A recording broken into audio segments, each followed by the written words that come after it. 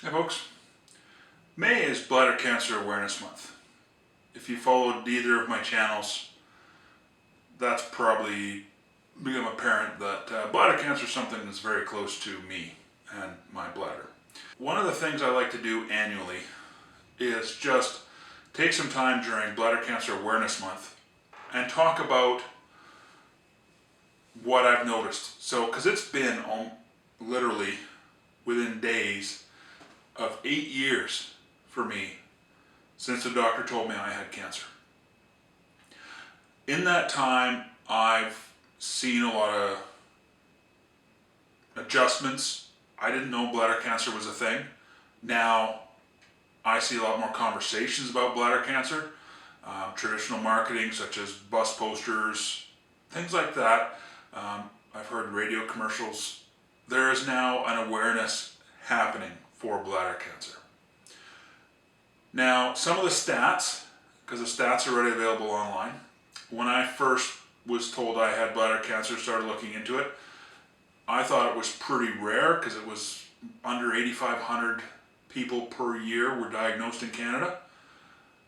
That's climbed to 12,500 per year. But I'm actually not bothered by that. That tells me awareness is working. More people are aware of it, so more people are getting an early diagnosis.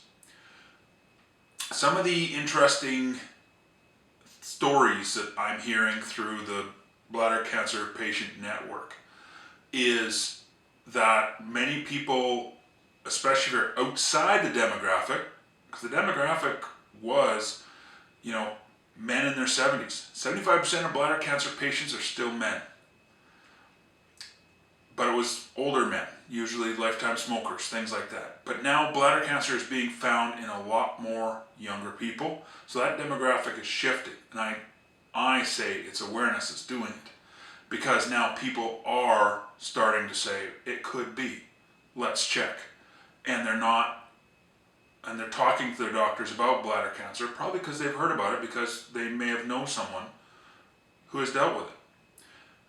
I posted on my other channel my annual awareness video, and a commenter came on that he lost an uncle who was 49 because they didn't check it for bladder cancer. It turned out to be bladder cancer, but by then it was too late. So there's also a podcast on Bladder Cancer Canada's podcast network. I'll put links to that in the description. But people are being diagnosed younger. And to me, that is awareness. They're not afraid of the conversation. It's not just an old man's thing. Using months like May to be an awareness month, use it to have that conversation, especially with your doctor, especially if you see red. There could be a bunch of other explanations, but there is a very easy way to check about bladder cancer. It's not very fun, but it's a definitive yes or no. Mine was actually found by accident because they did not believe it would be bladder cancer because I didn't fit the demographic. But when the ultrasound showed a lump, they were like, oh, that changes things.